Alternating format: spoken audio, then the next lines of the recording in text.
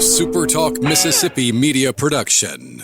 Discover the Copiah Advantage. Copiah County is a Mid-South gem with a spirit of opportunity, a business-friendly environment, and access to major transportation networks. Copiah County, let's do business. Visit CopiahWorks.com today and discover the Copiah Advantage.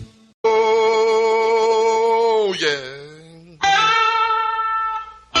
Good morning, Mississippi. Everything gonna be all right this morning. Mornings with Richard Cross. Oh, yeah. Here on SuperTalk Mississippi. Woo!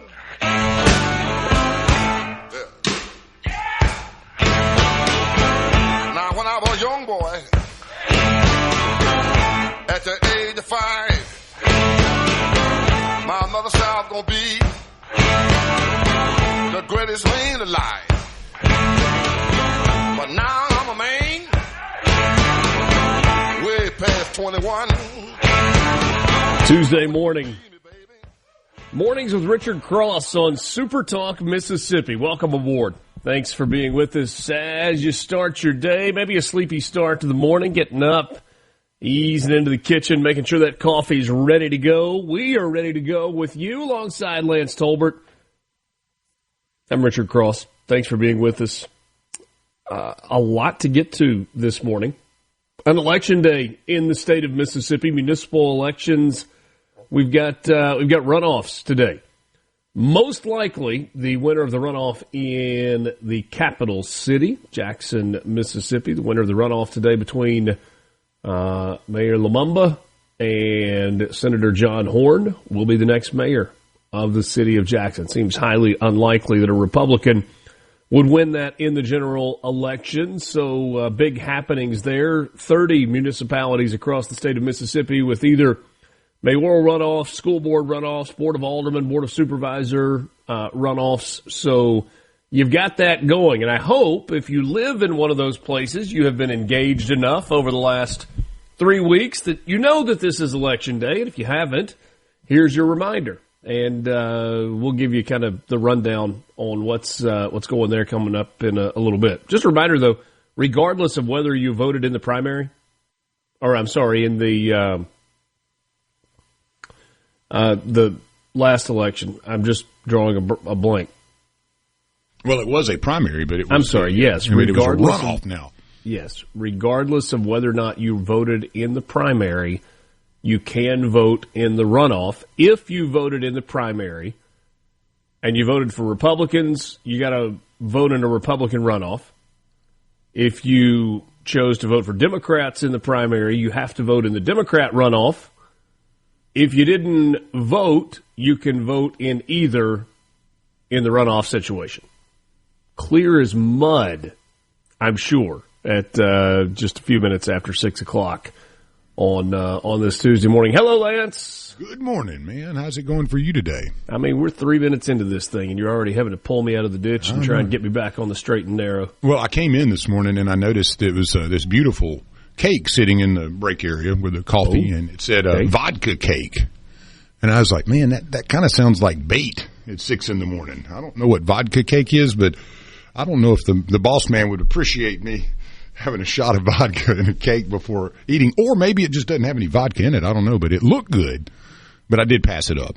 Well, generally speaking, when alcohol is cooked into an item, the results of the alcohol consumption are nullified. Okay, well, yeah, like the alcohol is cooked out of it. I was like, little. That sounds like bait at 6 in the morning, though. So I had to pass that up. Like my wife makes the best rum cake on planet Earth. But if you eat 3 pieces of it, you can still drive. Okay. Yeah. Unless, like, your stomach feels too heavy to do it. I mean, but it's not yeah. It's not a sobriety issue. It's going to be a little bit nicer today. We had that rain yesterday morning, then turned into a pretty good day in Oxford. Partly to mostly cloudy, stray shower or thunderstorm possible. High of 79 degrees.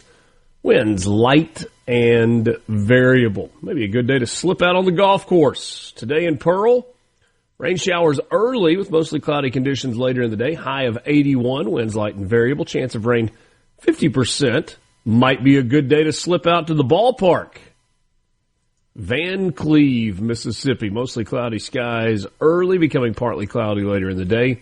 You'll get a stray shower, thunderstorm possible. Going to be up to 82 this afternoon with the winds out of the south at 5 to 10 miles an hour. And then we retreat to the northwest corner of the state, Tunica. Sunshine and clouds mixed. Stray shower possible, high of 83. And winds out of the east, northeast at 5 to 10 miles an hour. 5 to 10 mile an hour wind in Tunica might as well be no wind at all. That's like that normal. Is one of the windiest places on planet Earth. And Tunica National Golf Club might be the windiest place. I mean, forget Chicago, the whole windy city thing. Nope. Stand there on a green at Tunica, fully exposed with nothing to block it, and see what you got. Yeah, I'm not the greatest golfer, but I always like it when the wind's behind me. I don't know. Yeah. I'm one of those kind of baseball guys. I want to see how far I can hit it. Yeah, there you go. American theoretical physicist, the man known as the father of the atomic bomb through the Manhattan Project, was born in New York City on this day in 1904. His name? Well, there was a movie a couple of years ago, Robert Oppenheimer. Pretty significant guy in history. Definitely. He had a little, they were worried about his communist ties there initially.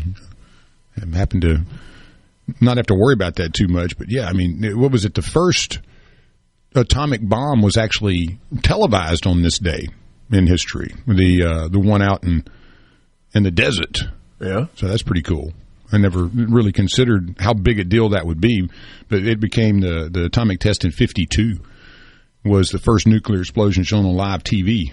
A bomb was dropped from the B-50 Superfortress, 31 kilotons. Can you imagine watching that on TV and then going, oh, my Lord, the world is going to come to an end when you see something like that? Pretty bad. Yeah. Pretty bad. How would you like to have this resume? Grammy Award winner. Credits of By the Time I Get to Phoenix, Wichita linesman, Rhinestone Cowboy, being a session guitarist with the Beach Boys, with Elvis Presley, the Monkees, and Phil Spector. Having a television show named after you, and working in movies as well. All after being born in Delight, Arkansas. That is the resume of the late Glenn Campbell, born on this day in 1936. What a career. Yeah. I mean, wow. Can you imagine the stories he would have? Oh, yeah. Goodness gracious. It'd be real good. Real good. Especially the Phil Spector stuff, How many wigs does he really have? Oh, there's a whole room devoted to him. One of the greatest actors of our generation. Not the first voice you hear here, but the second voice. Colonel Jessup, did you order the code red? You don't have to answer that question. I'll answer the question. I'll answer it.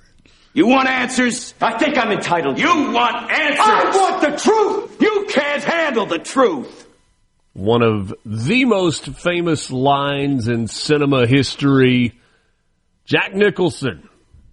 1937, he was born. Maybe it's A Few Good Men that you remember him for. Maybe it's One Flew Over the Cuckoo's Nest or The Shining. He was born in Neptune City, New Jersey. The story of him turning down the role of the Godfather, pretty interesting one. Yeah, and his rationale is fairly pure. He was involved with a couple of movies at the time, and he said, "I think my business acumen is such that I knew that." I'm sorry, that's not very good. I'm not even going to try anymore. Said he thought his business acumen was such that he believed that The Godfather was going to be a success. But he also believed that the films that he was working on at the time were going to be a success, and so he stuck with those. But perhaps more importantly, he was a big Marlon Brando fan. And when he read the script, he had the lead role in the Godfather, and he only saw that there would be one scene in which he would be working with Marlon Brando, and he's like, no, I may only get to work with Marlon Brando one time, and I want to make sure I get my money's worth in that one time. And so he opted not to be the Godfather. I like Easy Rider. Wears the football helmet, is the helmet without the face mask. A little crazy in that one. Great movie, though. I think everybody was crazy in that movie, though. On this day in 1945, as part of the Battle of Berlin, upon being informed that a planned counterattack of the Soviet invasion never happened, Adolf Hitler flew into a rage, denounced the German army, and conceded World War II was lost. The battle represented the culmination of the Allied advance into Germany, with the Soviet Union taking the lead in capturing Berlin. The outcome was a decisive Soviet victory, marking the end of the Third Reich and a major turning point in World War II. The city, which was the heart of Nazi Germany, fell to the Red Army on May 2nd, 1945, leading to Adolf Hitler's alleged suicide and Germany's formal surrender on May 8th and 9th to the Western Allies and to the Soviet Union. On this day in 1976, Barbara Walters became the first female U.S. nightly news anchor when she took the desk as the lead newswoman at ABC News. And on this day, in 1991, Johnny Carson said that the following year, in 1992, he would be stepping down as the host of The Tonight Show, the great Johnny Carson. This is Mornings with Richard Cross on SuperTalk, Mississippi.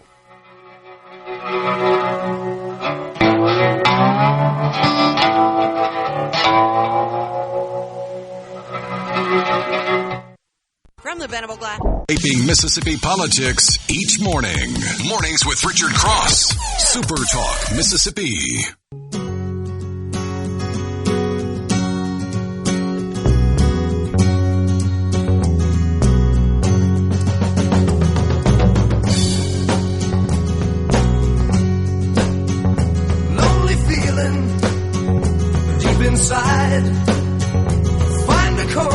Is there anything that I missed in terms of this day that is significant to you, Lance? Well, I mean, Richard Nixon died following a stroke. That was a pretty big deal. Yeah. And Elian Gonzalez, we all remember that, right? He was rescued, and I love the way. I love the way AP does it. In 2000, on armed immigration agents seized Elian Gonzalez from the safety of his relative's home in Miami during a pre-dawn raid. The frightened child was reunited with his father at Andrews Air Force Base near Washington, D.C. That was a big deal there for a while. Elian! Everybody was up in arms about that one.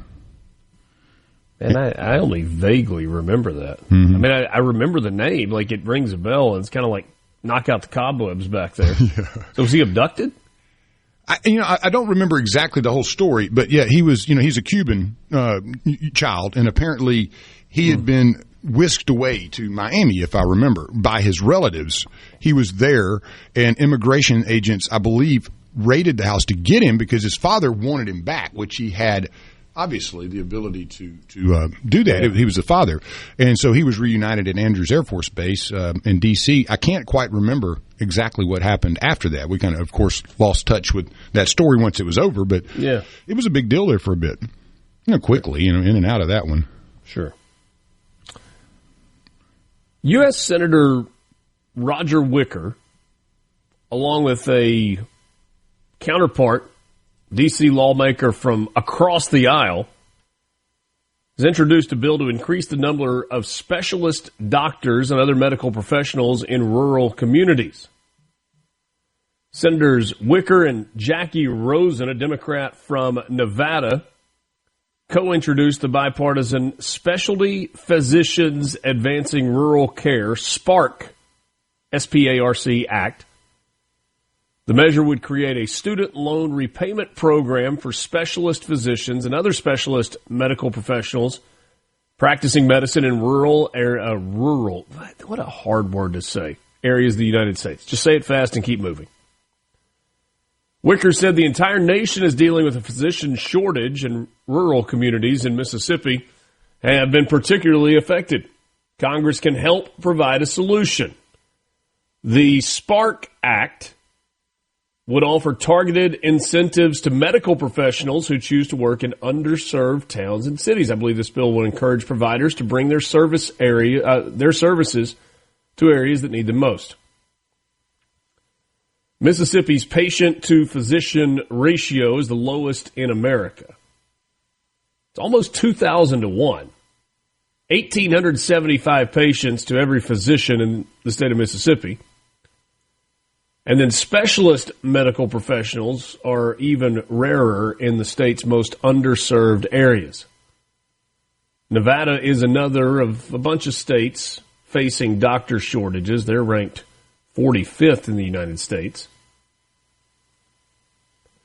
So there are two thoughts here. There is the, I've been reading too many of Thomas's text messages thought, where you go, oh, it's another subsidy program. That's what it is. You're subsidizing, although it's not exactly the same, but it is. You're providing a benefit for a professional to go to a place that they wouldn't otherwise go, and offsetting what in theory would be a lack of income by taking care of their student loans, so that they will go and work in underserved parts of the state of Mississippi or other states. And it's like, is that necessary?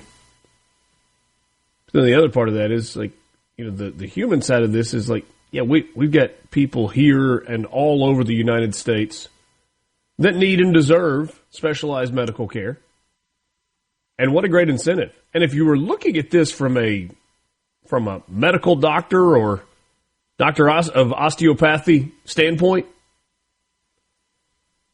I mean, you hear all the time about the burden that exists for student loans. This is not the Biden administration saying, we're going to wipe away your student loans as if they never even happened. Congratulations, somebody else will pay for them. It's not that.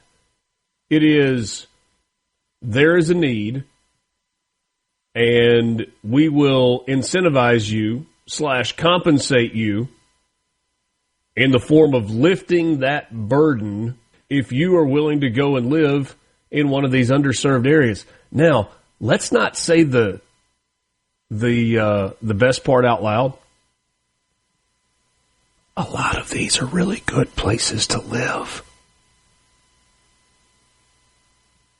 There are a lot of small towns, communities in the great state of Mississippi that are exceptional places to live with great people that would fall into the underserved category.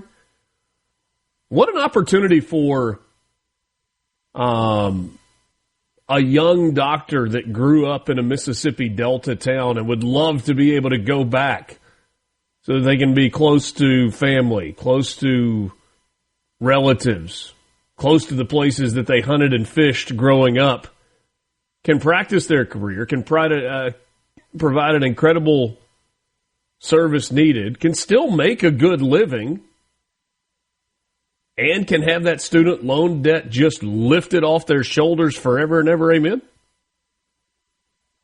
From that perspective, pretty good stuff.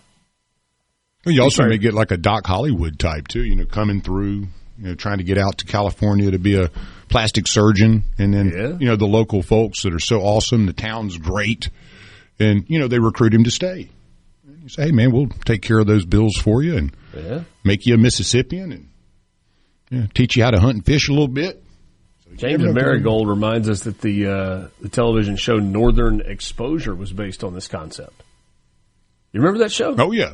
I do. It was a good one. It was a good one. Beautiful scenery too. Yeah, and I was thinking, like, what if you want to practice in parts of Montana or Idaho or Wyoming? Or, I don't know. That'd be a lot of really good opportunities.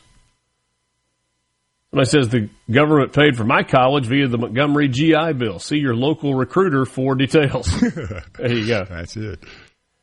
Really tragic story out of the Philadelphia area. Authorities have confirmed that a pair of Mississippi twins have passed away following a drowning incident at Lake Pushmataha near Philadelphia. The incident happened last Thursday. Brothers Jamarian and Camarian Grady were fishing, per a report from the Mississippi Band of Choctaw Indians Public Safety Department. Details remain sparse. Jamarian is confirmed to have passed away from the drowning on the date of the incident, so last Thursday. His brother was airlifted to the University of Mississippi Medical Center for treatment before dying on Sunday. Both of them had nicknames. The twins were seniors. Gosh, man.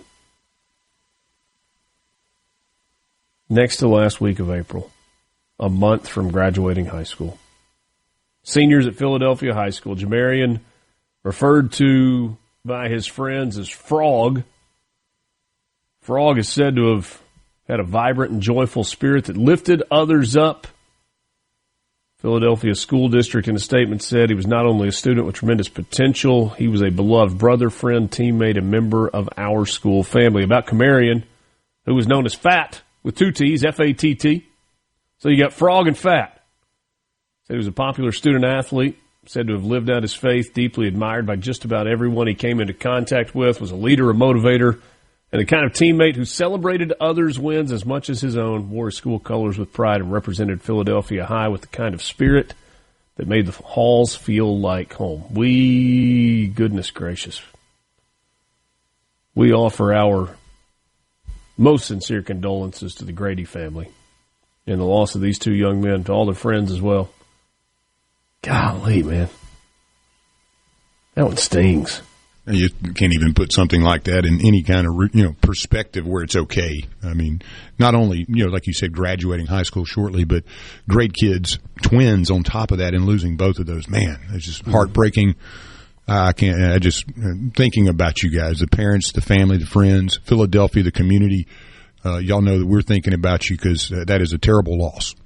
I would encourage you, when you get 30 quiet seconds today, if those 30 quiet seconds exist, just stop and offer up a prayer for the Grady family as they are dealing with this tragic and unimaginable loss right here in our home state of Mississippi.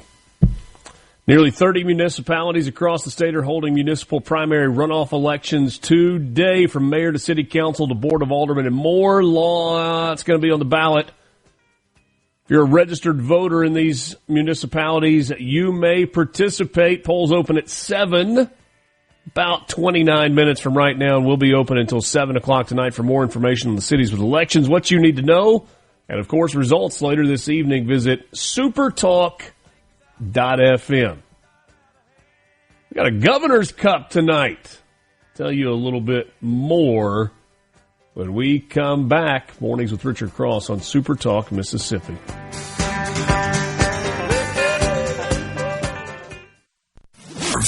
Richard Cross here on Super Talk, Mississippi. What else? And always on the Super Talk app.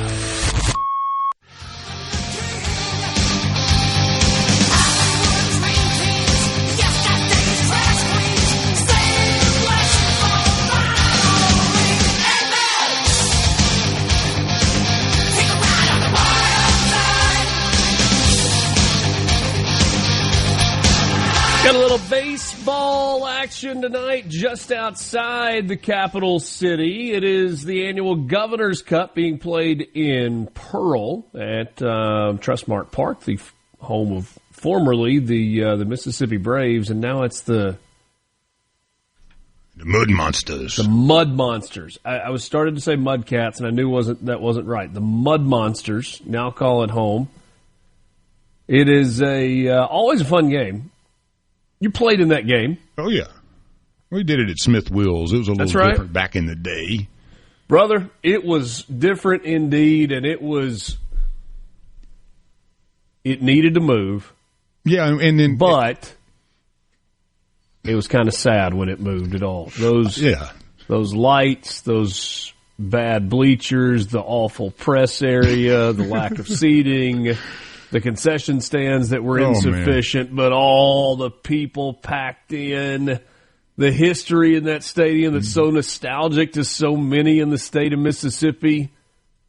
Oh, man. Well, and one of my favorite things that they got rid of from that era are the sleeveless jerseys. I hated those things, man. Yeah. I would get on Harrison. I'm like, quit ordering this junk. Let's go with some baseball uniforms. We ain't playing softball.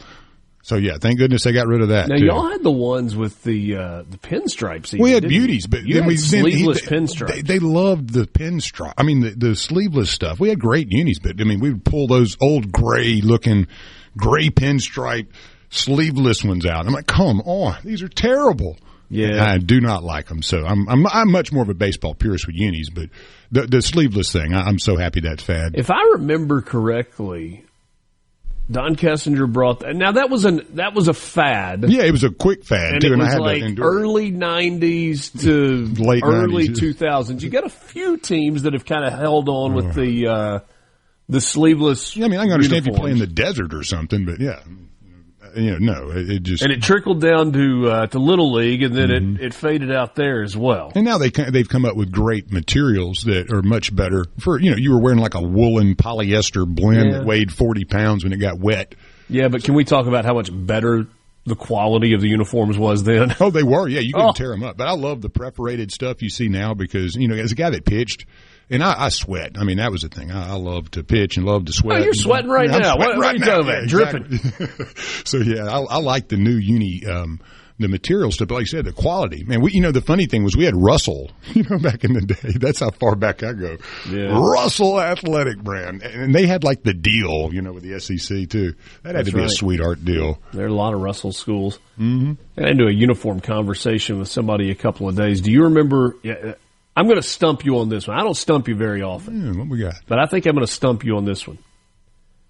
Do you remember the brand football jersey that Tennessee was wearing when Peyton Manning was a freshman? All right, let me think of this one for a second. I'll give you a second on that if you need it. You got me on that. I'm trying to think of one of those old brands that may not be around anymore. Yeah, it's one of those. Goodness, I don't know. What was it? Sports Bell. I would have never gotten that. I mean, I've never even heard of it. Sports Bell. It had a little, kind of like a little interlocking SB that looked a little bit like the Liberty Bell. It was on the sleeve of the jerseys. Huh. It was in an era where you had I thought if I remember, Ole Miss and Auburn wearing Russell. Tennessee was wearing Sports Bell. I think Michigan had just started wearing Nike at that point. Was Jefferson Pilot still running then? Oh, yeah. Of course, we're man. talking good like old 90, days. We're talking 94. Nothing like a good old JP sports game, man. That's right. I love that. Like 4 a.m, replay. You just got to. It's like, how did this? Where is this again? You never knew when the replays were happening. Now you can see everything anytime. But the old JP sports games. We absolutely went down a rabbit hole there. Cade Townsend on the mound tonight for Ole Miss. The right-handers 1-0 on the year with a 7.13 ERA, and has kind of slid into that midweek starter role. For Mississippi State, right-hander Noah Sullivan does not have a win or a loss. Does have a really good ERA. He's been good on the mound. 0-0 with a 1.50 ERA. Yesterday afternoon, on Sports Talk, Chris Lamonis said, he's been kind of about a 3-inning guy for us. They're going to stretch him out as far as they can. You certainly can listen to the game on either the Ole Miss radio network or the Mississippi State radio network. It's also being broadcast tonight, streaming on SEC Network Plus. That is the forever question in the games that are played in that stadium. Is it going to be? Yes, it is. Brian Eubank and Seth Smith will be on the call tonight. So, check it out. Chris Lamonis, 7th season as the head coach at State. Bulldogs 24-16 overall. 6-12 in SEC play. Mississippi State got the series finale 14-8 over Florida to salvage one on the weekend. Ole Miss coming in ranked 23rd in the country in the D1 baseball top 25. Ole Miss won the final game against South Carolina of the weekend to salvage one there. Also, Mississippi State leads the all-time series 258-216 with 5 ties. Last year they met on May 1st in Pearl. Mississippi State won that game 5-1. This is the 480th all-time meeting between these two baseball programs. It seems un-baseball, un-American to have a tie in anything, but 5 of them with your biggest rival. Yeah. We ought to, one day they ought to just finish those games, call everybody back, and 50-year-olds out there. We're going to decide this for once and for all. Hey, and Southern's got, I think, let's see, they have Tulane. Tulane. Tulane. 6 o'clock, Pete Taylor Park tonight. Yes, beautiful sir. place, too. How about this news? The Ole Miss men's basketball team going to take a bite out of the Big Apple this coming season. Zach Braziller with the New York Post reported that the Rebels are slated to battle St. John's in historic Madison Square Garden on the 6th of December. Ole Miss Athletics has yet to confirm the report, but it would feature two of the hottest names in college coaching, Chris Beard and Rick Pitino. Both programs will enter next season off of NCAA tournament appearances. St. John's was really, really good last year. They went 31-5, 18-2 in the Big East. Man, that could be fun. That could be really, really fun. I got to see what day of the is that a Saturday in December? I'm assuming December. You got to put your name in for that one. 62025. Oh, that's not how it did not come up exactly. All right, it is a Saturday. Oh, Lance, if I don't have a work assignment that day, you need to just ask to do the game. Well, it'll probably be a Fox game because it's in a Big East home arena. Mm-hmm. It's my guess. I don't work for Fox. No. Man, if that works out, old Ricardo, when he finishes up with you on Thursday, the 4th of December, hopefully with Miss Jane going to be headed toward the Garden. I'll say we had a trip to California my junior year, and Pat Harrison was our coach, and he had coached at Pepperdine to some success, and he had scheduled a big tournament out with USC, I think Notre Dame, and somebody else. I can't really remember who all was there. There's four of us. Yeah. And we got absolutely beat to death by USC back, and they were kind of coming off their heyday. But it was the first time for most all of us Southern boys to get out to Los Angeles. And I remember us getting off the bus at Rodeo Drive, and I think at least 70% of the people either had a Chalabaki in or had a dip of Copenhagen. And when we walked off that bus, all of those folks that are shopping there looked at us like, what in the world is this? Boots, blue jeans, T-shirt, dip of snuff. And we didn't really know what we had gotten into. But, yes, any of those trips where you get a little culture shock for guys like us, it was wonderful, man. And I've been back to Cali many times. I know how to act now, know how to dress. But, yeah, that was fun. Bunch of boys making their first trip to Rodeo Drive, huh? Yeah, Rodeo. It was fun. It was something, man. And all the little stars and everything. We didn't know what we were doing. Yeah. Couldn't afford anything in those shops either, but it was cool. Yeah.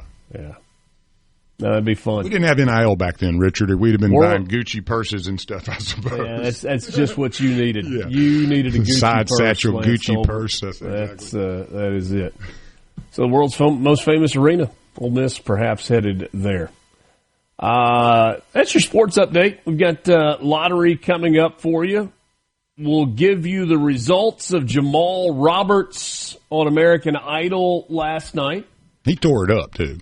He sure did. The President of the United States is standing by his Secretary of Defense. Have you seen this story out of Minnesota? Vandalism, Teslas, video, no charges. We'll give you the details. And oh, by the way, people actually in Maryland, what do they think about Abrego Garcia? Should he come back? Should he be gone? We'll check in. A little man on the street from Fox News as well. Lottery update coming up next. Mornings with Richard Cross, Super Talk, Mississippi.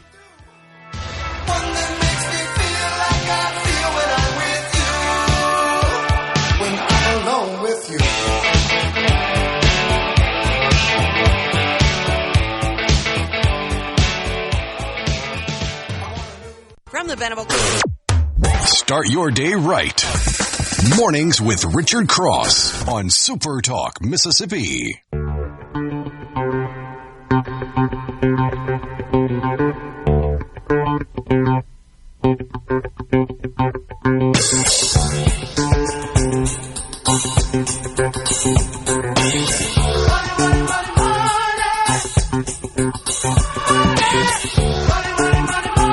No jackpot winner on Monday for Lotto America, which means the jackpot is now at $31.5 million for Wednesday night's drawing.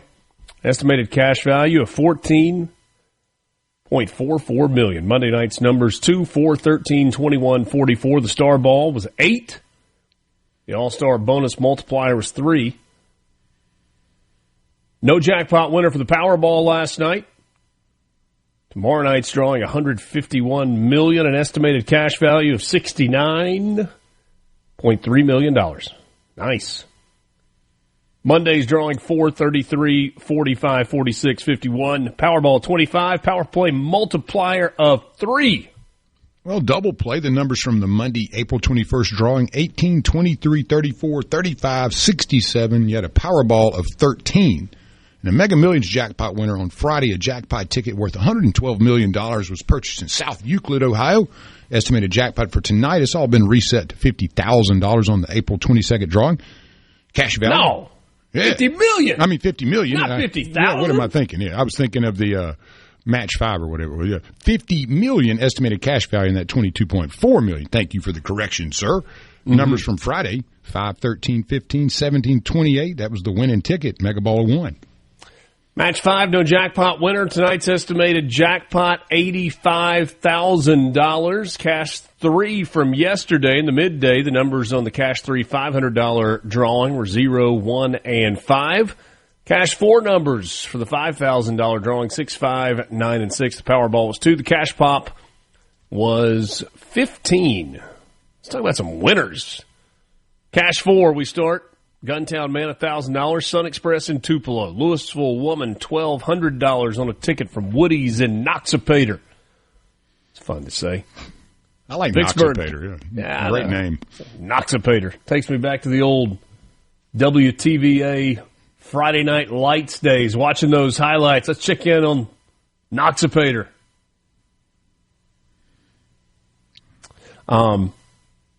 Sorry, I just paused for a moment to soak in memory lane. You got a little nostalgia this morning. $1,350 for a Vicksburg player on a ticket from Quick Mart in Vicksburg. What else we got? How about a Meridian woman? A little over $3,000, $3,303 on a ticket from Citgo in Meridian. An Aberdeen woman won $5,903. Very specific amount. On 2 tickets from Freshley's Market in Aberdeen. Well, where I spent a lot of my childhood, a lady in McGee won $2,500 on a ticket from the Fleetway 156 in McGee, Mississippi. A Gulfport man won $4,500 on 3 tickets from the TCB Stop and Go in Gulfport. Then a Match 5 winner, a Marion woman, she brought in $800 on a ticket from the Newton Junction in Newton. Jackson man, $1,000 on a ticket from Chuck Stop Food Mart convenience store in Jackson. That was on a $3 Bingo Mania scratch-off. That $3 crossword winner, Brandon woman, won $1,000 on a ticket from Fastlane there. I told you about the crossword scratch-off. Mm-hmm. There were some lottery tickets in kids' stockings this past year at Christmas. Man, I had to read the rules and the fine print. What do you scratch off? Where do you scratch it off? I mean, I guess if you just scratch the whole thing off, you figure out if you've won or not. But I guess, yeah. It was complicated. You got to be smart for that. There's a $20 scratch off, Colossal Cash. A Macomb woman won $1,000 on a ticket from Be Quick, and Quitman woman knocking back 50 large on a ticket from Minute Mart in Quitman. That is some colossal cash there. Stacks of cash. No doubt. No doubt. C-Spire text line is open to you this morning, 601-879-4395. Every sports fan can tell you fast speeds win games. That's why C-Spire brings you fiber home internet, nationwide 5G wireless, and IT solutions that move as fast as your business. Learn more at cspire.com. C-Spire, inspired by you. 601-879-4395 is the number. If you want to jump in the conversation, CC in Senatobia suggesting that the senator from Maryland, Chris Van Hollen, might as well just go ahead and migrate to El Salvador. Problem is, there are probably immigration laws that would keep him from doing that, CC. I mean, you can't just go to another country and stay without an invitation or a special pass. Oh, goodness. These have been floating around, and Thomas is our, in addition to Thomas being the chief provocateur around here on the text line, he is also the chief meme sender. And some of the Pope-related memes as it pertains to J.D. Vance have been pretty entertaining. You have probably seen those floating around out there. 7 o'clock hour coming up. Got a couple of guests this morning. William Russell will join us. He's the principal at Magnolia Management Group, former advisor and state director for the Trump campaign here and in D.C. as well. Look forward to our visit with William Russell. Michael Watson, Secretary of State, going to stop by in the 8 o'clock hour as well. News is next. This is Mornings with Richard Cross on Super Talk, Mississippi. The views and opinions expressed by the hosts, guests, and callers on this show are not the opinions of TeleSouth Communications, its management, or advertisers. From Sumner to Summit to Summerall, Richard has something for you. Mornings with Richard Cross on Super Talk, Mississippi.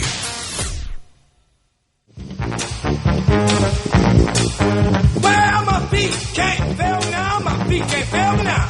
My feet can't fail me now. My feet can't fail me now. My feet can't fail me now. My feet can't fail me now. My feet can't fail me now. My feet can't fail me now. We have much to discuss in this 7 o'clock hour of Mornings with Richard Cross. I'm glad to be with you this morning. Lance in the studio.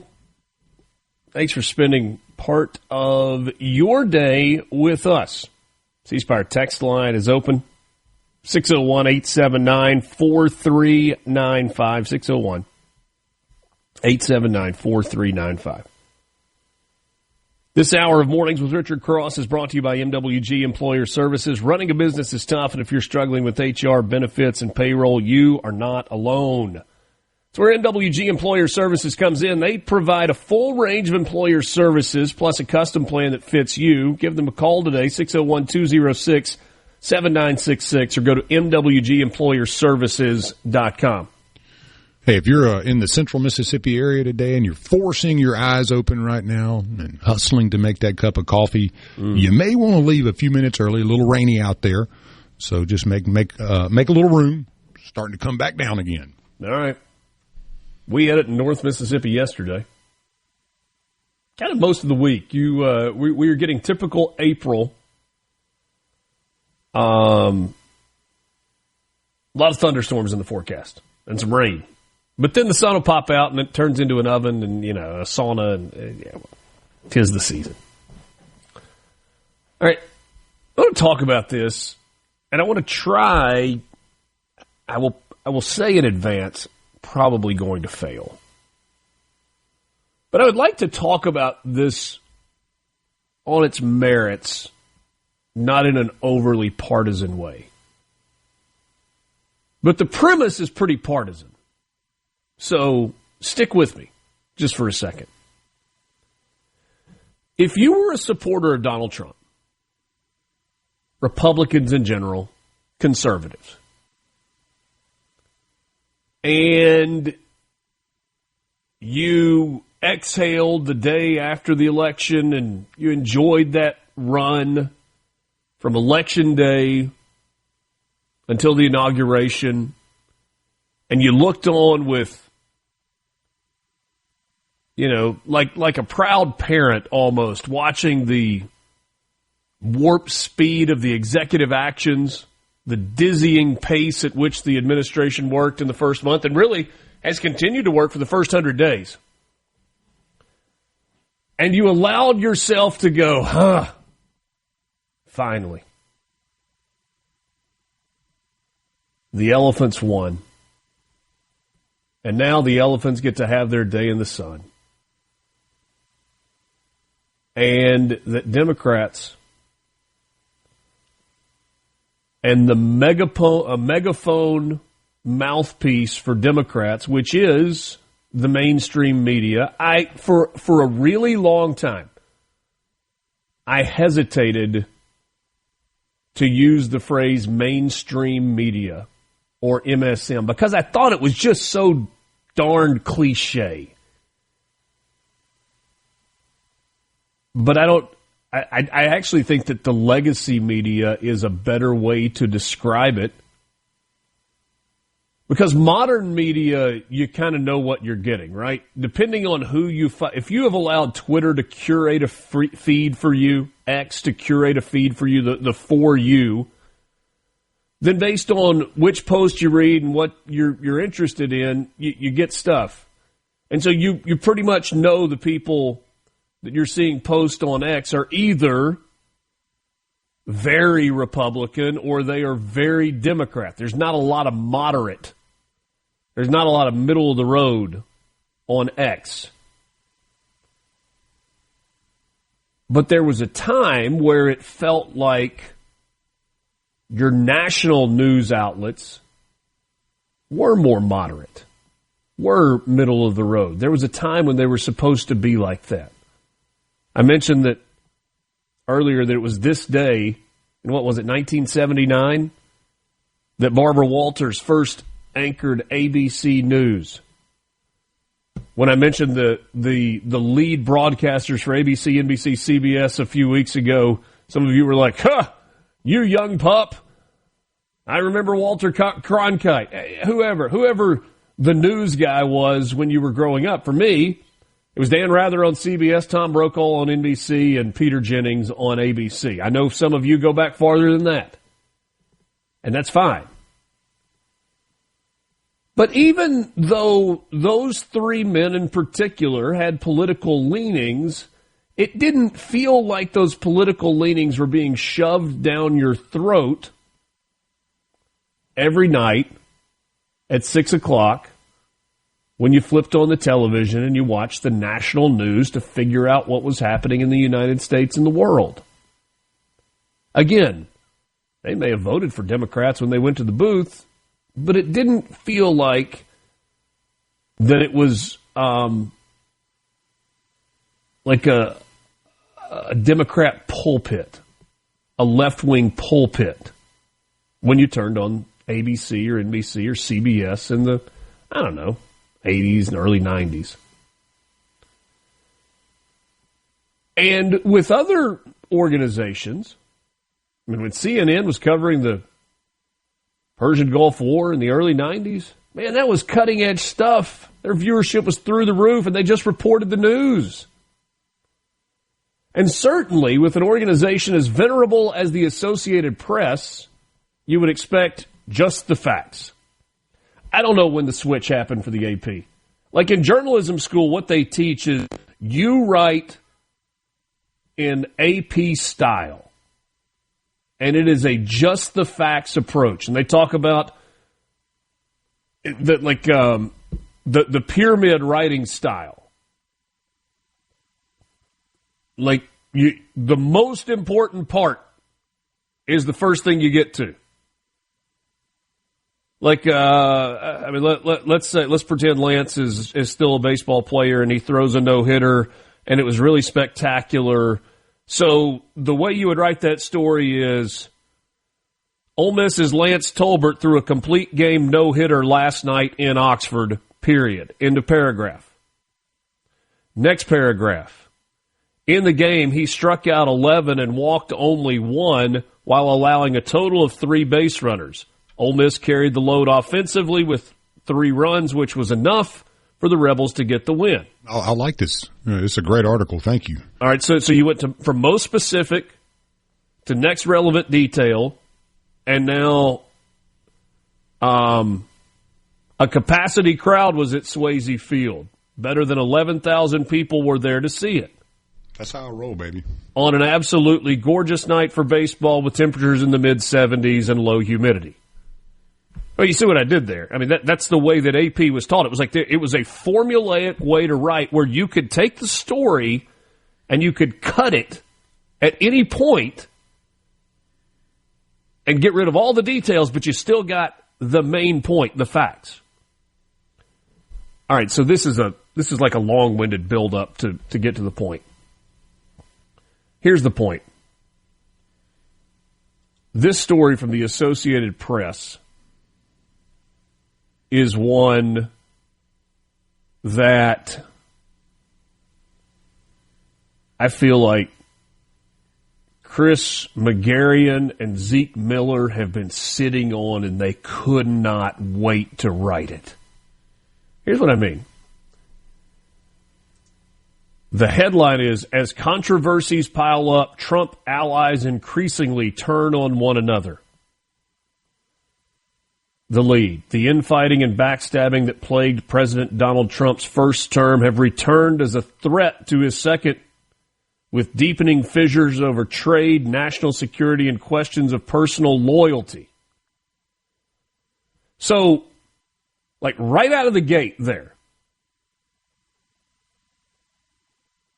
you're not writing about something that has actually happened.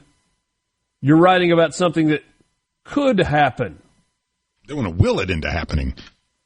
The latest turmoil threatens to engulf the Pentagon, where Secretary of Defense Pete Hegseth has pushed out top advisors and faces fresh controversy over sharing sensitive information. So I'm going to skip down a couple of paragraphs because this is the part that really got me. Trump's national security team was recently rattled by an Oval Office visit from Laura Loomer, a far-right conspiracy theorist who has been questioning his staff's trustworthiness. The Republican president fired some of the officials, emboldening Loomer to continue scrutinizing people across the administration. If you don't know who Loomer is, that's fine. She is like about as far right as you can go, like to the right of Attila the Hun.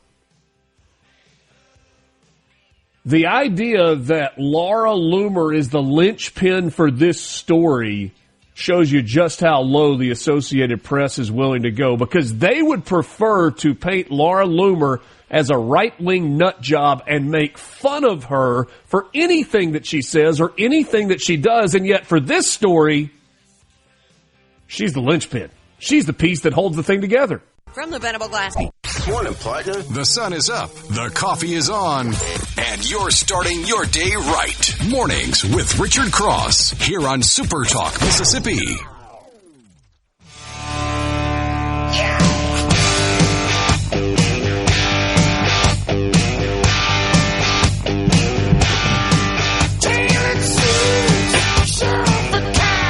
I'll get to some of your messages in just a second on the C Spire text line, 601-879-4395.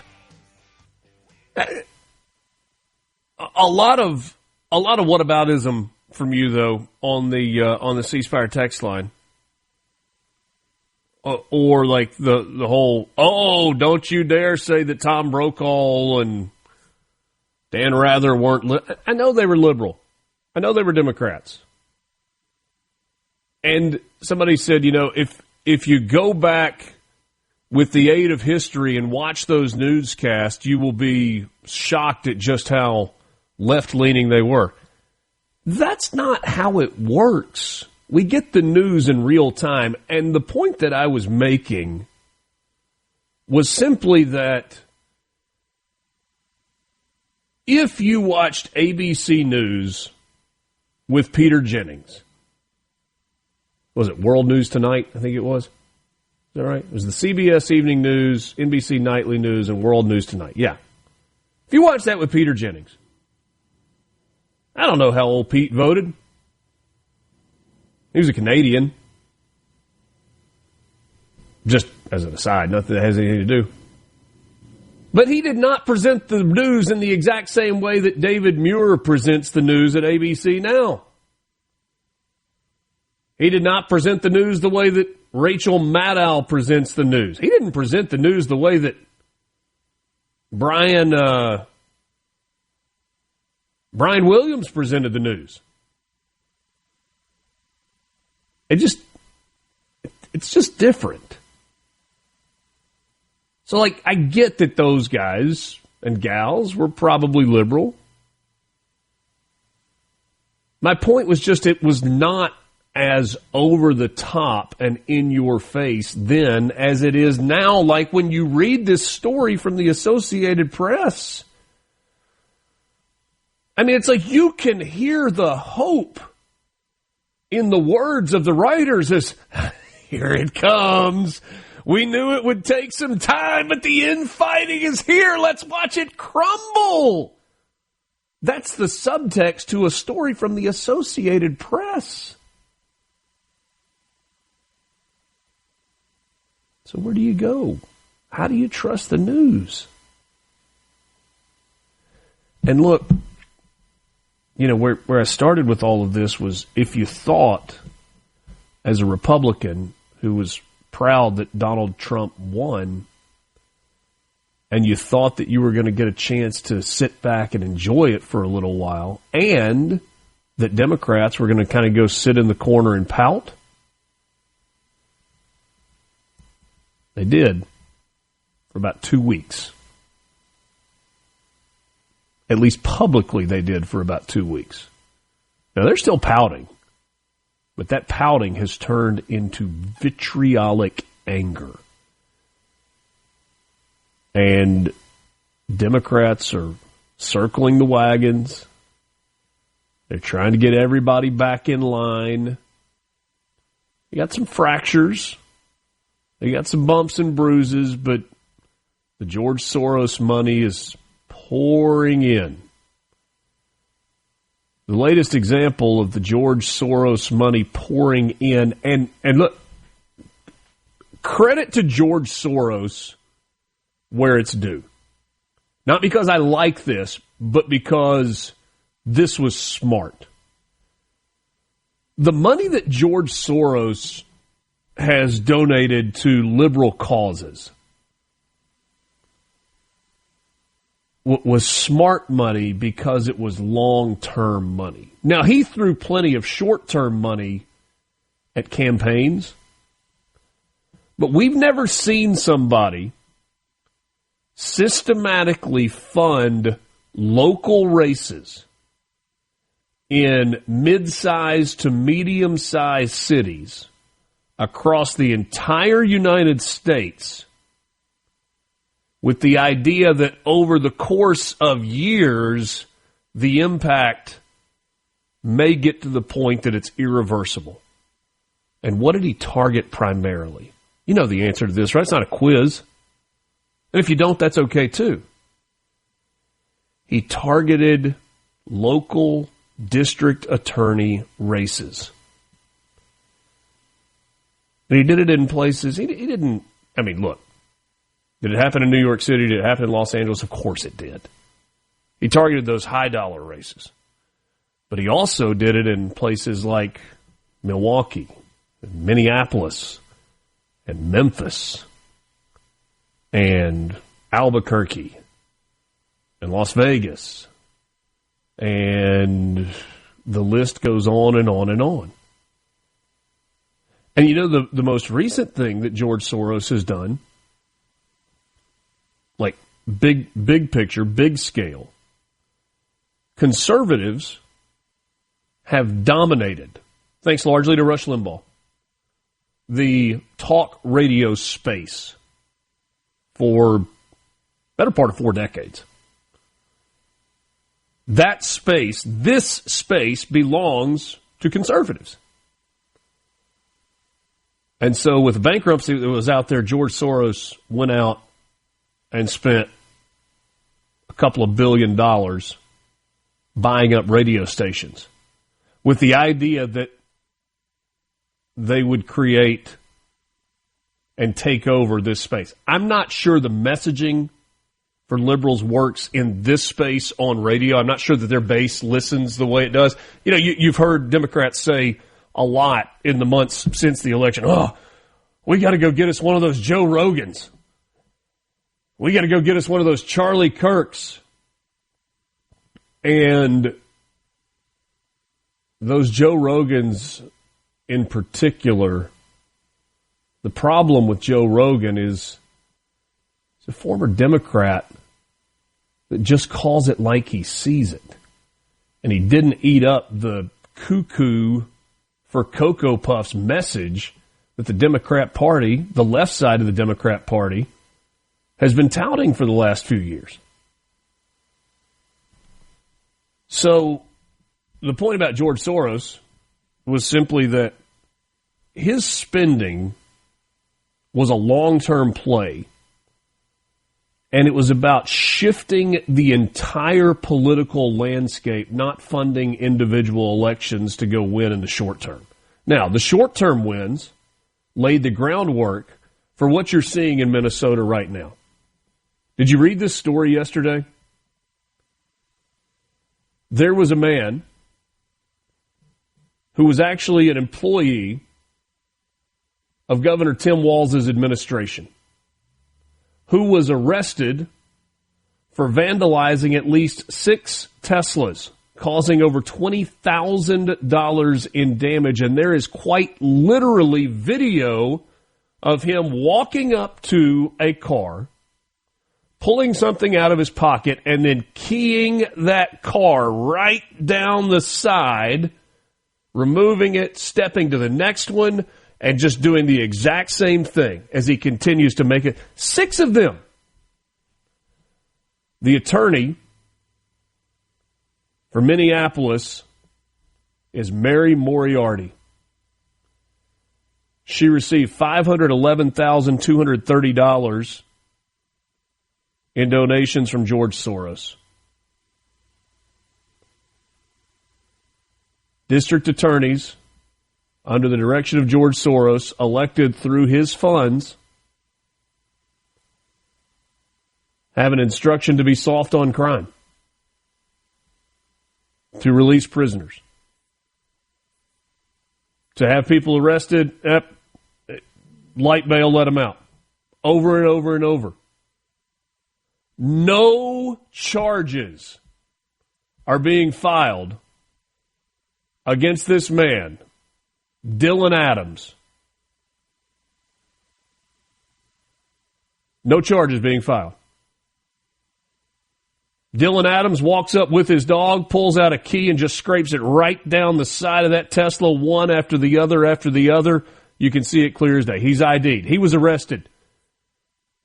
No charges will be filed. As easy a slam dunk vandalism case as there has ever been. No charges will be filed. Mary Moriarty, nope, not prosecuting it. CC in Senatobia says liberals don't think that far ahead. George Soros didn't think it any further through than to shut down conservative talk shows and silence their show. CC, you're off on this one. Maybe liberals writ large don't think that far ahead. That's the point I'm making in all of this. At the top of the food chain, there are some very smart, very well-funded Democrats/liberals that are playing and have been playing the long game. And that's why it's so difficult right now. It's why Donald Trump is running into roadblocks at every single turn. Because it's district attorneys. It's federal judges. It's federal judges that were appointed by Democrat presidents at the behest of George Soros as part of this larger plan.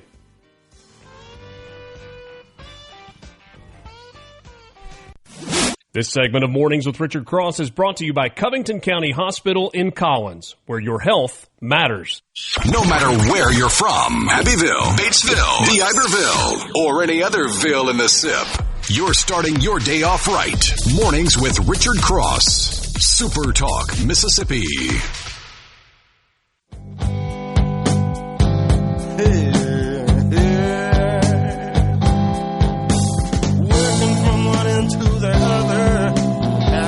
Back with you, Mornings with Richard Cross, SuperTalk, Mississippi. So talking about the state of the Democrat Party and kind of where they are, and Donald in Oxford sends us a message. He says, what about Bill Maher, a former liberal turned middle ground guy, kind of like John Rogan? And I responded, no, he's still a full-on liberal.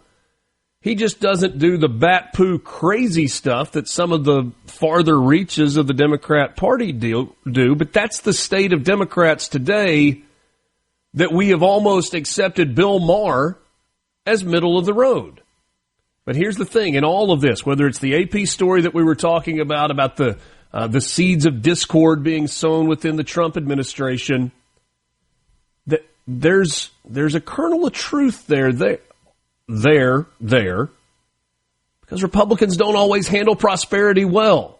So let's talk about that right now with our next guest. William Russell joins us from D.C. this morning. We got a lot going on, including our colleague Gerard Gibbert, who will be inside the Eisenhower office building later for Radio Row from the White House, and looking forward to that. William's been around the Trump campaign for a while, former advisor to the Trump campaign, state director here in Mississippi. Good morning, my friend. Good morning, Richard. Thanks for having me back on. Yeah, appreciate you joining us. So let's talk about this idea of Republicans and this Trump administration handling prosperity. So much talk about the mandate, right? You got the House, you got the Senate, you got the White House, you got the popular vote.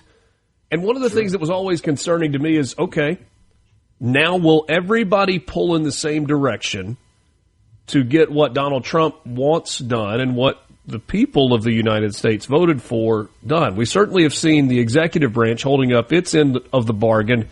Is Congress doing enough right now? You know, that's a good question, and I think that time will tell, especially as we consider reconciliation and especially as we talk about the Trump tax cuts that are coming down the pipe. It's always been kind of one of the concerns, at least that I've had, is leading on the legislative front. Part of that is on the president to lay out a legislative agenda. And he uses a variety of different mediums, whether it's State of the Union, policy speeches across the country. He uses those opportunities to kind of lay out some of his legislative priorities. But it's also on Congress to step up, not be afraid of what happens at the midterms or what could happen at the midterms, not being afraid of losing a seat or losing a majority, instead just focusing on what is exactly in front of them right now. And to your point, the mandate that came last November is exactly that. And historically, Republicans have a tough time stepping up to the plate. Mm-hmm. You know, they're very good at saying no. We saw that during the Obama years where it was no to everything. And they did a really good job of holding the line. But the first time that they've had this opportunity in quite some time to lead on a legislative front, it's been difficult to coalesce everyone behind one mission, right? And I don't fault one leader for that. Like I look at Speaker Johnson in the House. Yeah. I mean, he's got a tough job to do. Whew. Yeah, with a razor thin majority, and he's got to pull everybody together. But I think it speaks to the heart of the leader, the heart of the leadership. Like we have to stand up, put aside what may or may not happen, and just trudge forward with the understanding that this is what's been asked of us, and damn the torpedoes kind of thing. Like we have to move forward. Yeah, and you brought up something a second ago, that midterms, which by the way, midterms get here really fast. I mean, that's part of the issue that you've got right now as you go through an inauguration, and it's like, you better get stuff done in the first 100 days because campaign season starts at like 200 days. Right. The idea, though, that you got Republicans who have an eye on a midterm, I'm just wondering if that's faulty logic from those Republicans that you're talking about, that the American people don't actually want them to do what they voted Donald Trump to do and are more frustrated with the ones, and I'm not even talking about Susan Collins and Lisa Murkowski. I'm talking about the Republicans that you expect to be able to lean on to get legislative stuff done, that maybe you're kind of throwing up some roadblocks. Well, I think that the Republican caucus as a whole has always kind of struggled with this. You've brought up on the last segment, Democrats and how well they get together and how they do think further on out, and they look ahead at what's coming down the pipe, and they're able to, whenever they're dealing with an issue, they get everybody in a room and they say, this is how we're going to vote. We're going to vote as a block. This is what we're going to do. And they fight like heck amongst themselves. Right. But eventually They all come together and no one breaks ranks, right? Everyone's get their voices heard. Everyone has their conversations, and then they all get together and they all go vote as a block. We don't see that with the Republican Party, and that's one of the reasons why we see, when Matt Gaetz was in Congress, Matt Gaetz is a great example of over here on the far right. And then we've got the Susan Collins on the centrists, almost some would say left side of the aisle.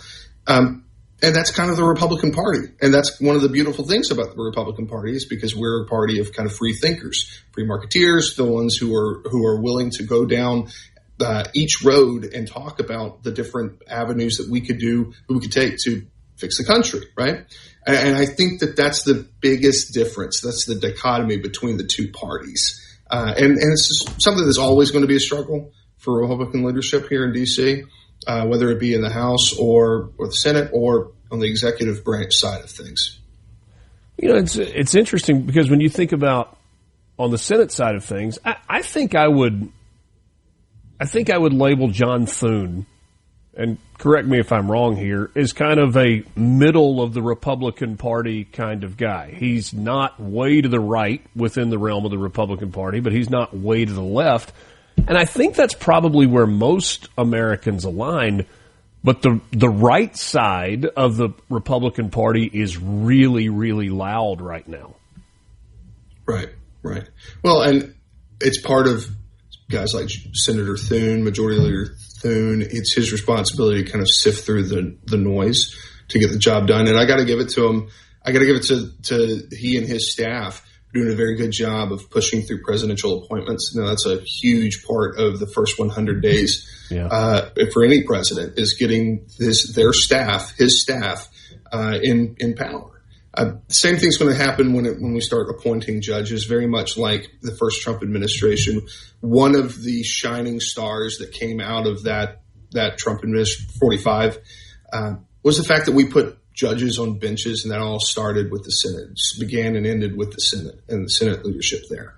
And so I don't think we thought at the time the Supreme Court appointments were the shining stars. And I may be faulty in my logic here, but I thought that was the lasting legacy that Donald Trump's first presidency was. Hey, the appointments that he made on the Supreme Court put this in a place that is more conservative than it has previously been. But this weird thing happens to judges that are considered to be conservative. When they get to the Supreme Court, they seem to lose some of that perspective along the way.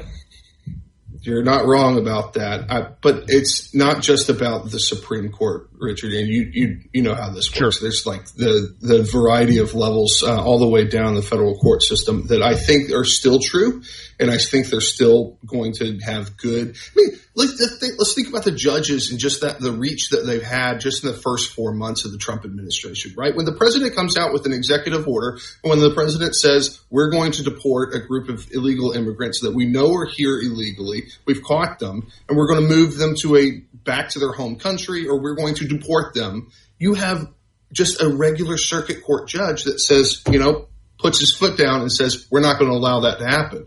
Right. That's the power of the judges. And that's why it's important, not just on the Supreme Court side, it's part of the legacy that Donald Trump left, to your point. And it's going to be part of this legacy this time. I mean, the 45 administration, there were three things that Donald Trump did really well. He helped restore the economy. He made a great foreign policy and moved the ball forward incredibly on a global scale. And then there were the judges.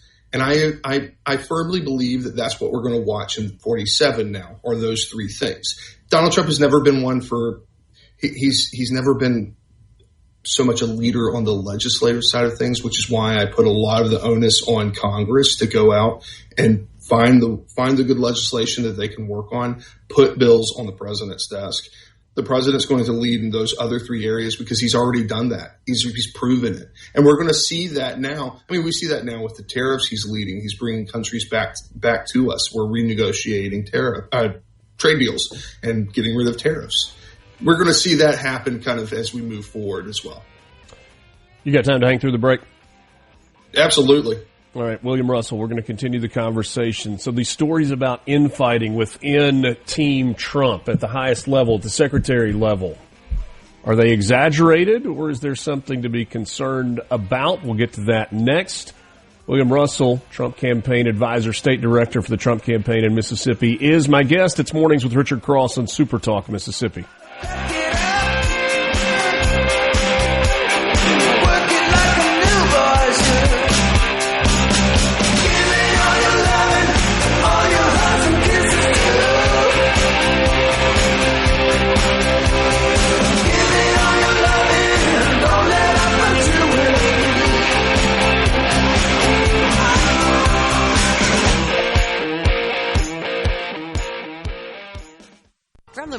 All right, now to the important stuff. Your VIP pass to hear what the most influential Mississippians are talking about. This is very important. Huge news. Mornings with Richard Cross on Super Talk Mississippi.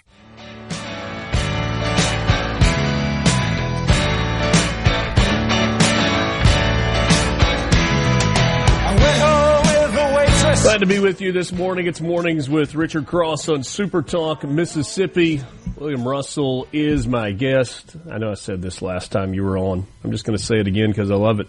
The Twitter handle at Big Willie Russ. Want to follow William? You can do that at Big Willie Russ on X. And if you want like really terrible baseball takes, Mississippi State baseball takes, I'm good at that too. Oh yeah. We won't talk about this past weekend, the bullpen failures. You gonna jump on the jet and come home for the Governor's Cup tonight? I would love that. I would absolutely love that. But little kids, you know how it is. I certainly do know how it is. So I was in the last segment. I was reading a little bit of this AP story that came out. I don't know if you've seen this or not this morning, where the lead is, as controversies pile up, Trump allies increasingly turn on one another. We got the stuff within the Department of Defense, the Pentagon, with Pete Hegseth and staffers who've been fired who are kind of telling all and trying to sow seeds of discord. There are rumblings that some of the cabinet members don't like each other, whether it's Peter Navarro and Elon Musk calling him dumb as a sack of hammers, which, by the way, is one of the great insults of all time. Is there discord among the ranks? Is that normal? It feels like 3 months in, this administration has held the line together better than they did 4 years ago or 8 years ago. I'd say nothing's new here. This is just kind of palace intrigue stuff. It has always been. There's always going to be conflict, right? I mean, you got so many good people, so many great thinkers that are in a room together, right? And they are there because of their previous success. And so there's obviously a little bit of ego that plays into all of this.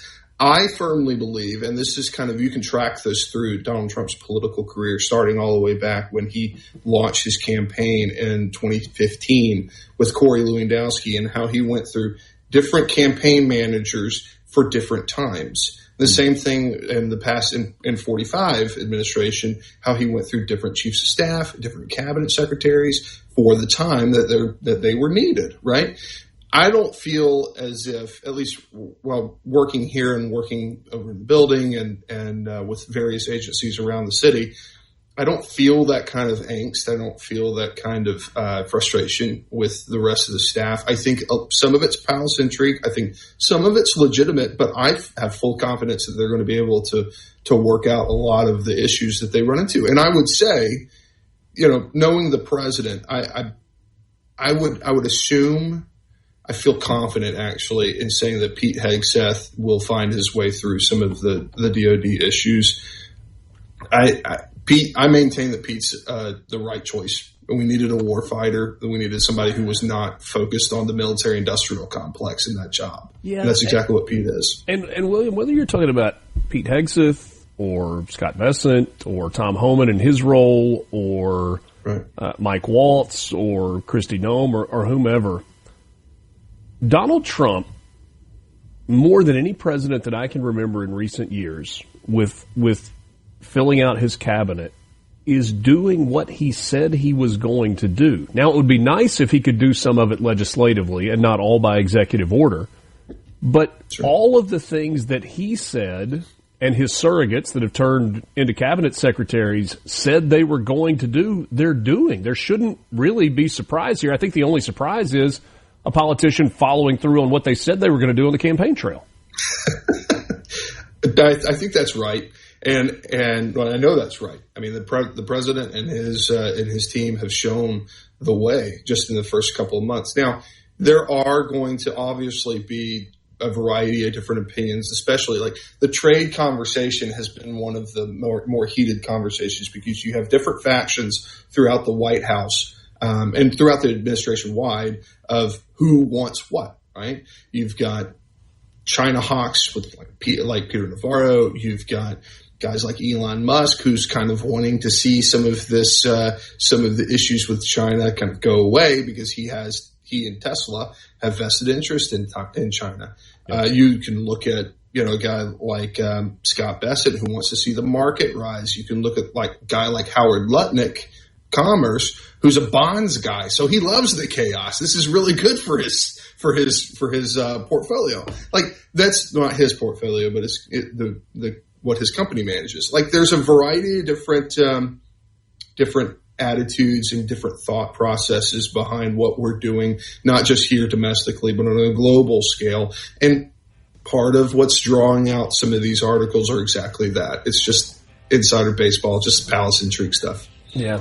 We'll leave it here. This is an interesting message. One of the big differences in 45 and 47 is you got a bunch of people that are not from inside the Beltway that have come in and seem to be shaking things up, and that is not sitting well with a lot of long-time inside the Beltway guys. William, always enjoy the conversations. I hope you have a wonderful day. Great three-piece suit this morning. Absolutely. Dapper, and we'll talk to you soon. Thanks, sir. William Russell. He is Trump advisor, former Trump advisor, and Trump campaign chair, former in Mississippi as well. Coming to us from Capitol Hill this morning. 8 o'clock hour coming up. Mornings with Richard Cross, Super Talk Mississippi. We're back with you right after this.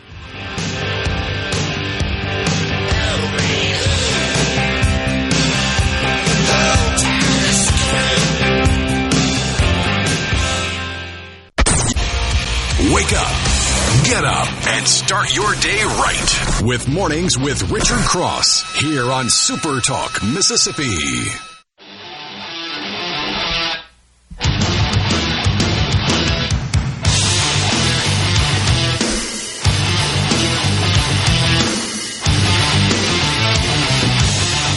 Thanks for being with us this morning. It's Mornings with Richard Cross on Super Talk Mississippi. Glad to have you along for the ride as you get your day started on the way into work, perhaps on the way into school, maybe on the way to your local polling precinct, as today is an election day in the state of Mississippi. Runoff municipal elections, and to talk more about that, we are joined now by Secretary of State Michael Watson, who is out and about checking in to make sure that things are going well an hour into the polls being open. Good morning, Mr. Secretary.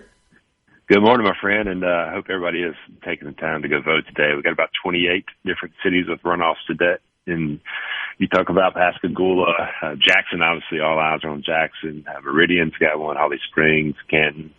We could travel around the state with the different ones, but hopefully folks have done their research and they're ready to get out and vote. Everybody that is a registered voter in the areas where runoffs are happening today is eligible to vote today. Is that correct? Well, depending on if you voted in the primary parties, primary, if you voted in the Democratic Party primary, you can go back out and vote again in the runoff. If you voted in the Republican primary and there is no runoff for you, you cannot switch over and vote in the Democratic primary. And if you did not vote at all and you want to go vote in the Democratic primary, you can, or vice versa, Republican Party, that you did not vote in the Democratic Party. So as long as you didn't vote in the opposite party that has a runoff today, then you can go vote. Does it make sense for us to still have the Republican and Democrat primary systems, or would we be better off with open primaries? Well, there's a big argument right now, actually, that I hear from when I travel around the state. Some folks talk about making sure that you do have an absolutely closed primary where you would have party registration. Different states do it differently. I think we've got a good system in Mississippi. I do know there are some arguments where you're getting a lot of folks that don't think they can get elected in a certain party anymore, so they switch parties and try to get their friends to come vote in their primaries, and maybe they don't hold as closely to the beliefs of that party as some would hope. So there's some discussions out there, and again, that's something that the legislature has to deal with. You never take a position on these questions. Well, I'm not in the legislature, so I'll leave that to my friends. And look, the Secretary of State coming into office, a lot of folks talked about, gosh, Michael's so conservative, and that is one of the offices, if any, that should be as nonpartisan as possible. And so we try to do that. We try to, call it like we see it. We're the umpire here, and in balls and strikes, no matter who the batter is, we got to call them. And so I try to stay out of that and make sure that we're as fair as we can be. Turnout, I know, is a concern, especially in a runoff. Traditionally, you have lower numbers than you do in general elections, and when you have elections that are not in November, kind of traditional voting times, you have turnout that's down a little bit. What is your office forecasting today? Yeah, not really a forecast, Richard. And again, I think one of the hard parts here is coming straight out of Easter weekend. A lot of folks were gathering and traveling with their families, and maybe they're tired and just don't feel like getting out to vote today. And we see that sometimes in the old system before we changed the law, where they had 3-week primary, or 3-week runoff, which always fell Thanksgiving week. And again, folks were traveling, numbers were down. And I just try to encourage people as much as possible to understand the importance of these local elections. As you and I have discussed, these are the ones that are going to impact your lives on an everyday basis. When you talk about your transportation, roads and bridges, when you talk about your policemen, your firefighters, your garbage collection, things that are going to impact you, and you're going to know about it pretty quickly if they're not done correctly. So these are big elections, and I hope folks are paying attention. And again, just coming off a holiday weekend, I hope that they are charged up and ready to go vote today. And there may be some places where there is a different category that people are voting on today, but primarily we are talking about mayoral races and then races for Board of Supervisors and Board of Aldermen, right? Well, so these are, yes, your municipal elections. So depending on, if you're an alderman or a city council member or mayor, those are the types that we are focused on today. And as you mentioned, sometimes there are special elections that line up being on the same date. But those are primarily what we're concerned with this year, municipal election year in Mississippi. And, typically these are kind of slow years for us at the Secretary of State's office because, again, Mississippi is a bottom-up state and the hard work is done at the local level. But this year has been a little bit different. We've had a lot more questions, a lot more, seems like issues that we have to guide our cities through, and we're just fine. That's our job. We're happy to do so. It just seems like it's been a little busier this year than a typical municipal election year. And again, you talk about the big election there in Jackson that's been getting all the attention. We've got to have a great capital city, so we've got some work to do there, and it would be interesting to watch what the citizens of Jackson do today. One of the news stories, Michael, that comes out leading up to elections sometimes is about filing deadlines, financial reporting deadlines, all of those things that come through your office. And it seems that, and you can correct me if I'm wrong on this, that sometimes those deadlines are missed, and yet there's not necessarily recourse for missed deadlines. Is that happening more? Are you fighting that in your office, or are people doing what they're supposed to do in terms of deadlines leading up to general or runoff elections?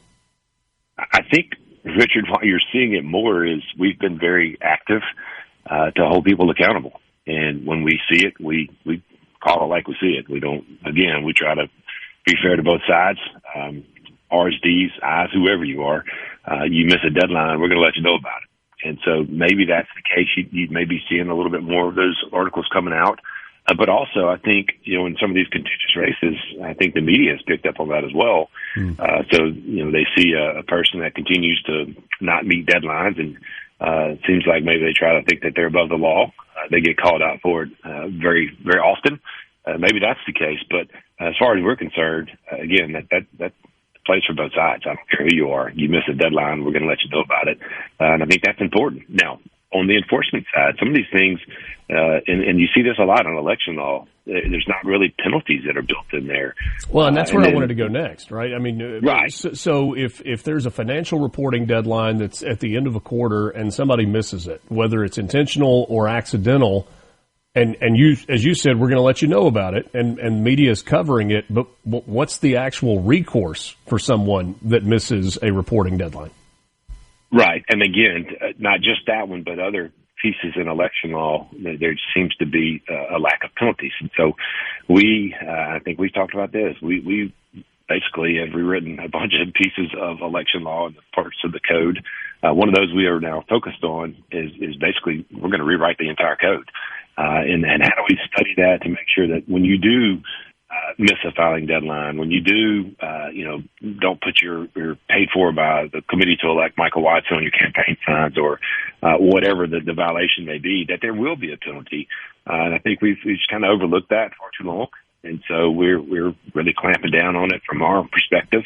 And as we see that and we see a lack of penalties, then we're going to try to rewrite those statutes and put some penalties in place where people actually have to do what the law tells them they have to do, instead of just turning the other eye there and not at least give them a slap on the wrist, some kind of small penalty. There's nothing there. And so that's what we're going to try to correct as we rewrite the code. Last thing for you, a lot of eyes on DeSoto County today, as today was the deadline from that decision from the 3-judge panel about redrawing the district lines. I guess that went back to, was it election commissioners, but then also the governor, the lieutenant governor, your office, and the attorney general's office. What's the update there in terms of maps being resubmitted with new lines on this, which was the deadline for that submission? Yeah, so I'll give you the procedural answer. I can't talk about it since I'm part of that equation. The State Board of Election Commissioners actually has a meeting today at 4:00, and the 3-judge panel basically told the SBEC, again, the State Board of Election Commissioners, that you have 7 days to either propose your own map or, we're going to move forward one way or the other. So that meeting today is at 4:00. It will be the governor, the attorney general, and myself. And so we'll see what comes from that. But outside of those details, I can't really talk much about it. But isn't that deadline today? It is. It is. I mean, a 4 o'clock meeting for, I'm assuming, what would be a 5 o'clock deadline strikes me as interesting timing. Well, there's a couple of things there. For the SBEC, you have to have 24-hour notice for a general meeting. And drawing maps is a process that isn't very quick. And so you've got to run different numbers. And if you've followed the court here, what they have been looking at is not only just the numbers as far as your black voting age population, and often you'll hear BVAP, that is that term. Are those numbers high enough? And then are your performance measures high enough? So if you have a BVAP of north of 50%, well, does that perform?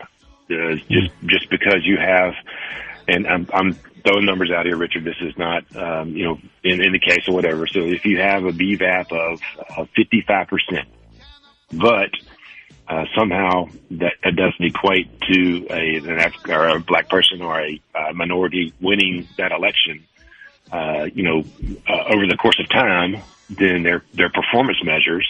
So if they don't win at 50% or more of the time, then the performance measure is sub 50. Well, the court said that's. I don't think that's cut good you enough. Short here. I'm sorry. From the You're waking up to what's happening. Mornings with Richard Cross.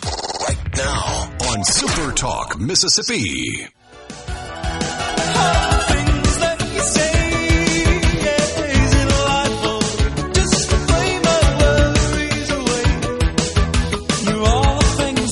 Back with you, Mornings with Richard Cross. My apologies. Our, so far beyond my pay grade, I don't have the ability to make breaks slide one way or the other, and so sometimes we run out of time. I think we're going to have the Secretary of State back here in just a second. He was going to give us a call back and finish explaining that. We were talking about the redrawing of the Senate district lines in DeSoto County, and there's a deadline today, according to the court that ruled a week ago today. The 3-judge panel said that the State Board of Election Commissioners had 7 days to submit a proposal for a redraw.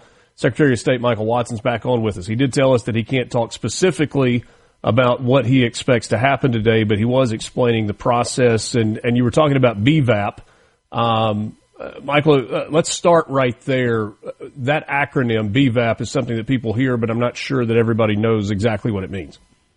Right. So that is your black voting age population. Okay. And it has been a key here of what the court has looked at.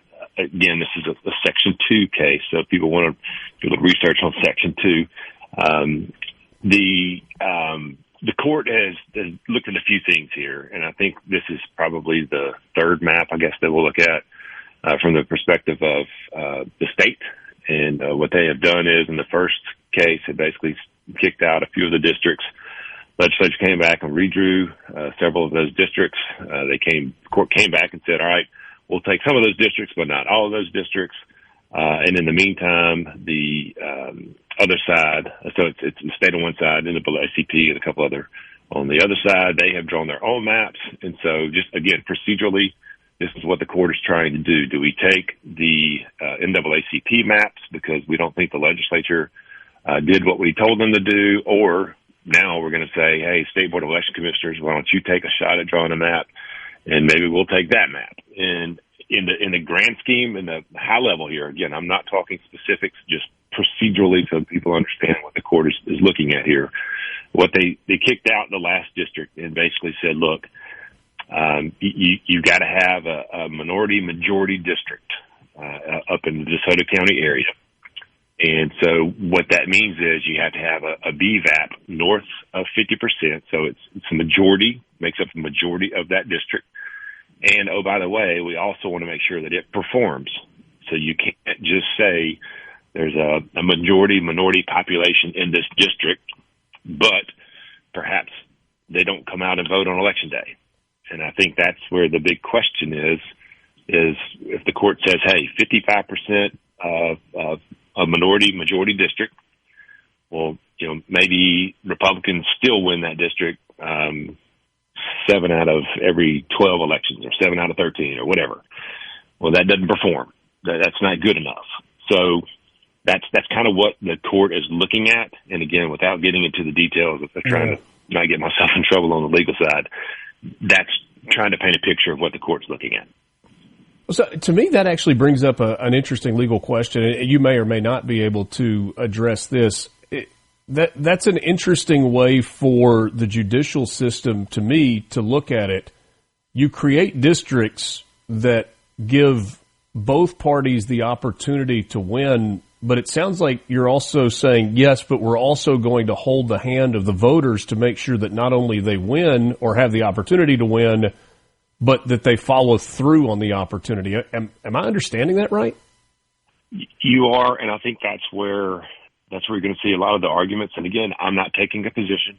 I'm trying to explain to the voters that if you have a district with a majority of voters, but they still don't come out to vote, I think that's where the question is. At what point has the court gone too far? And so I'm gonna try to back away from this conversation. Yeah. Well, and let's leave it here. So possible outcomes from this after today, which was that 7-day deadline. The State Board of Election Commissioners could submit a map for consideration by this 3-judge panel, or the NAACP map could be adopted. Is there a third option? No, I don't think. In their last, I guess, ruling that came recently, they basically said we're not inclined to draw our own map. We're pretty much inclined to select one of the maps that are before us. Okay. So again, procedurally, if they choose one of the map or the other, and the other party says, "Hey, we don't like that," then they could further appeal. So gotcha. I'll leave it at that. Moving forward, what would that mean for elections based on whatever map is selected? Do we now go to November and have potential special elections? Is that the next step in terms of the voting process? Yeah, so the goal was to put in basically a primary as well as a general.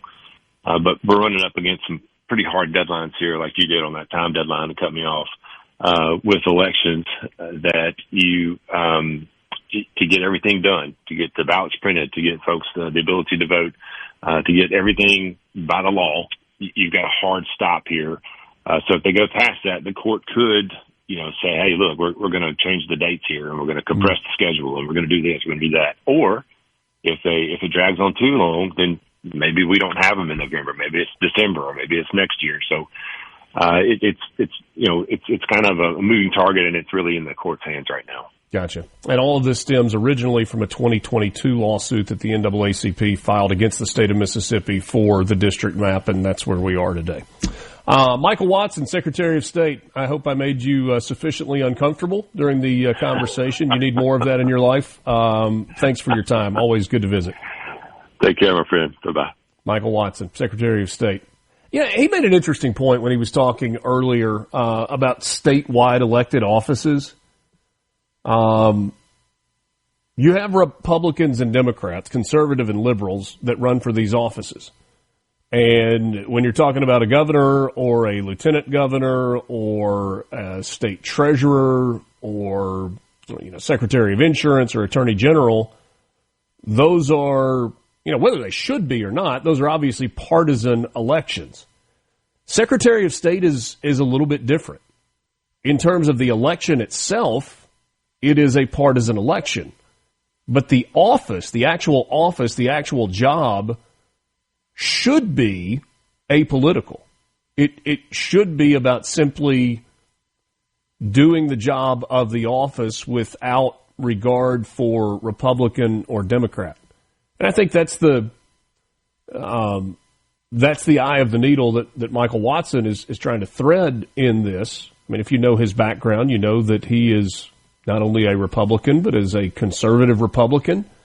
And if Michael Watson chooses to run for a different office moving into the future, then he will run as such. But in this current office, you could tell that both from a legal standpoint and also from a partisan standpoint, he was trying to stick to just the facts, which certainly understand that.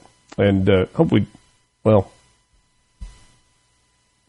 I think his answers speak to what it is. Which leads us to a question, obviously not one that the Secretary of State's going to answer. What's the outcome going to be on this? I mean, I'm just doing really basic math here. The kind that you can do on your fingers, where 2 fingers on this hand and 2 fingers on this hand equals 4 total fingers. If the State Board of Election Commissioners, led by the governor, the Attorney General, and the Secretary of State, is having a meeting today at 4 o'clock on deadline day, and look, we may wake up tomorrow morning and find that this is not even remotely accurate, but it says to me that the most likely outcome here is that the court is going to adopt the NAACP map. I mean, I think that is the most likely outcome. And that's not some, absolutely awful, terrible thing, but it certainly is not what DeSoto County wanted. It's certainly not what the elected officials from DeSoto County wanted. And it's going to make for an interesting fall, especially with those timelines that we were talking about a second ago. Thomas and Greenwood sifting through the mass and getting to the point. He says, you mean like Watson running for lieutenant governor? Or any other office that he might run for in the future. Darren and Jackson, here's my question. Say that the citizens of a minority-majority district decide to go vote in a different direction and vote for the candidate of the other party and elects him or her. Would the argument be that the district was drawn wrong, and would they again need to figure out how to keep a minority in office, or should we just appoint that person? I hear what you're saying, Darren. And look, based on population spread, I think drawing districts that are representative of the demographic population of a specific area is a very fair thing. Now, the performance measure, that's a different story. I mean, the way I described it a second ago is, okay, you've created an opportunity. Now you have to hold the hand on voting day as well. It's like the whole lead a horse to water but make him drink. You can't make him drink. If you create fair districts then it should be incumbent on the voters in that district to go vote. And if they don't, that's a them problem. Waking up Mississippi. From South Haven to Scuba, it's Mornings with Richard Cross on SuperTalk Mississippi.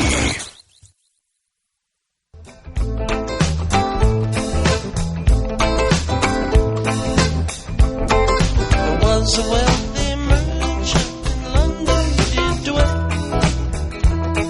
He had a beautiful daughter, the truth to you I'll tell.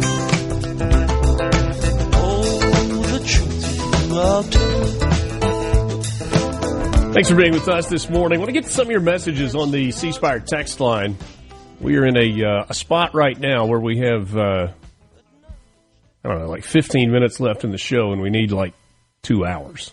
Lots still to get to. We'll squeeze as much in as we can with you, but when we ask you to connect and to be part of the conversation, I feel like it's a little bit disingenuous if we don't get to your messages. So we're going to squeeze those in and push that to the top of the list. C Spire text line is open to you at 601-879-4395. 601-879-4395. Looking for game-changing technology?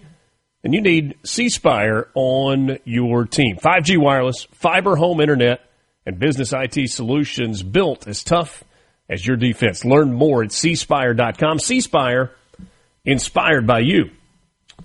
James in Hattiesburg, since when does race matter when drawing election maps? I thought segregation ended in the 60s.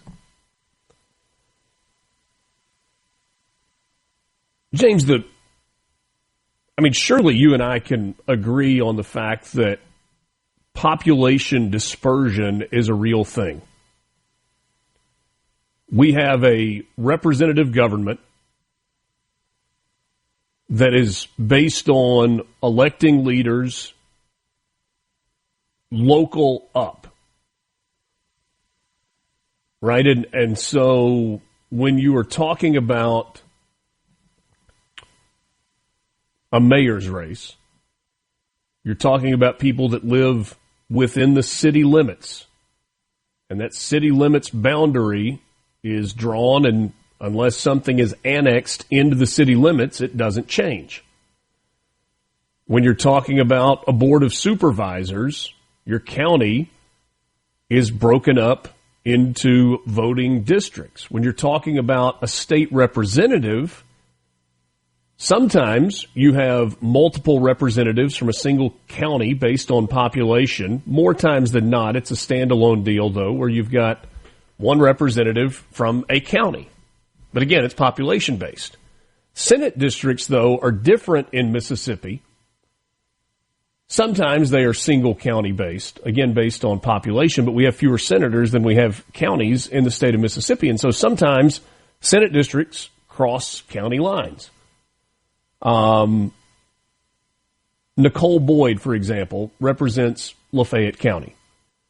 But part of her district goes into, I'm doing this off the top of my head. I'm not looking at a district map.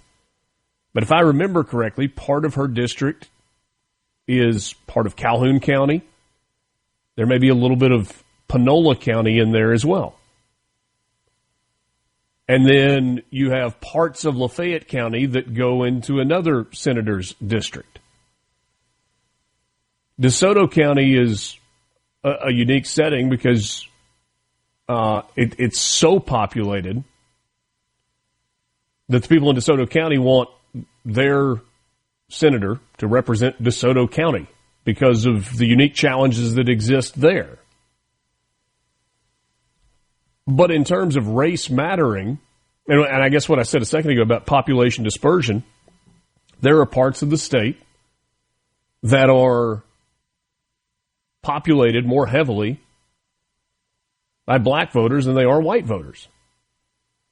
And those voters have, in my view, and I think in the view of most, the exact same right to be represented that white voters have in large white population areas. And so the idea that we are simply drawing lines based on race, I think that's a little disingenuous. But naturally, lines are going to be drawn somewhat by race because of population dispersion. I don't think that's super controversial either. Derek in Greenwood says the entire Delta is disenfranchised from the United States House of Representatives. The system has always been rigged.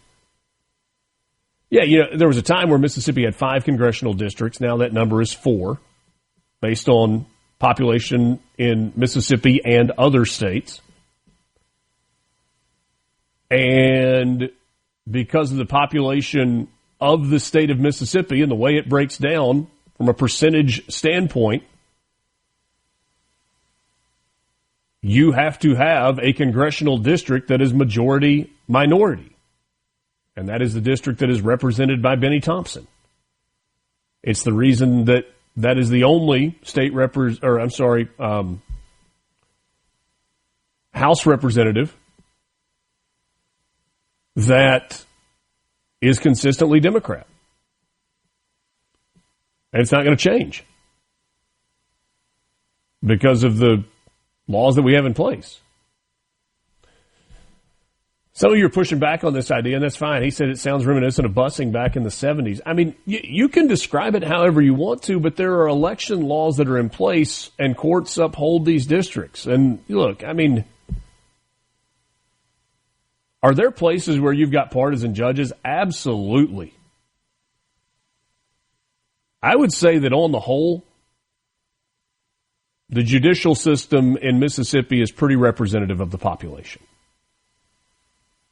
It's not perfect. It's pretty good. Richard, based on what Watson said, Secretary Watson, the court will mandate a minority elected official. Now, the court will mandate a majority minority performative district, which I understand you could argue is the court mandating a minority elected official. I get that. But that's not actually the court is not voting for the residents, but the court is saying that based on election laws in the United States, you have to have a majority minority district here, and it has to be performative as well. It's not just on paper. Then shouldn't we have a minority-majority district in the Delta? You can have black Republicans and white Democrats. Race should never matter when drawing maps. Again, James, it goes back to the system that's in place in terms of performance of a voting district. And again, I would argue against that. I would not, do not, and will not argue against a representative voting district. And when I say that, I mean representative of the population, the demographics of the population in a particular district. I will not argue against that. I think that is reasonable and I think that is fair. I will argue against the performative piece of it. Because as I said earlier, the job of the courts is not to hold the hands of the voter and take them to the polling location on election day. That is not the job of the courts, or it should not be the job of the courts. The job of the courts should be to create and make sure, based on changes in population and whatever else, that the district lines are representative of the population of the district, period. You cannot make people vote. And it should not be based on election results on some rolling cycle either. It should be, this is the population of the district. This is the demographic dispersion within the district. Here are the lines, period.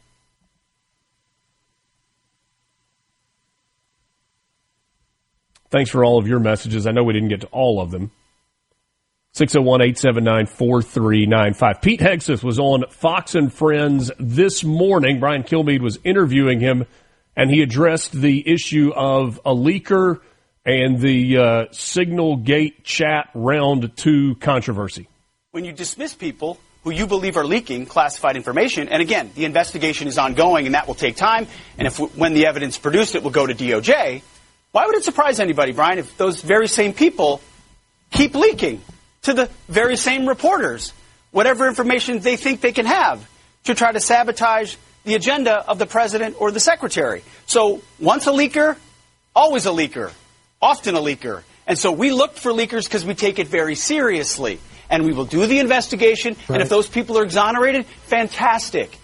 We don't think, based on what we understand, that it's going to be a good day for a number of those individuals because of what was found in the investigation. So if they want to keep leaking and pushing and peddling things that try to sabotage the president's agenda, that's unfortunate.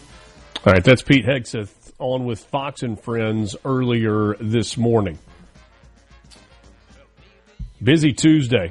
We're going to try to put a bow on this edition of Mornings with Richard Cross, and we come back with you in just a couple of minutes alongside Lance Talbert. I'm Richard Cross. Thanks for being with us on MRC.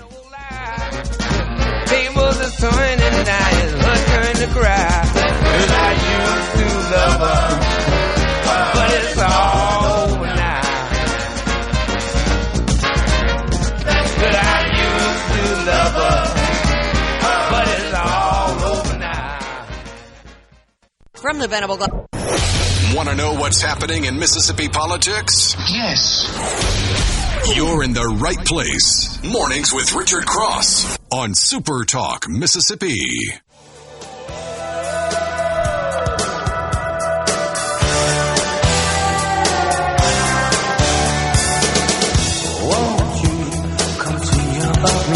Middays with Gerard Gibbert today starting at 10 o'clock. We'll be at the White House in the Eisenhower office building, part of the White House complex, to mark President Trump's first 100 days in office. He'll be sitting down with cabinet secretaries and some top administration officials for insightful conversations that you won't get anywhere else.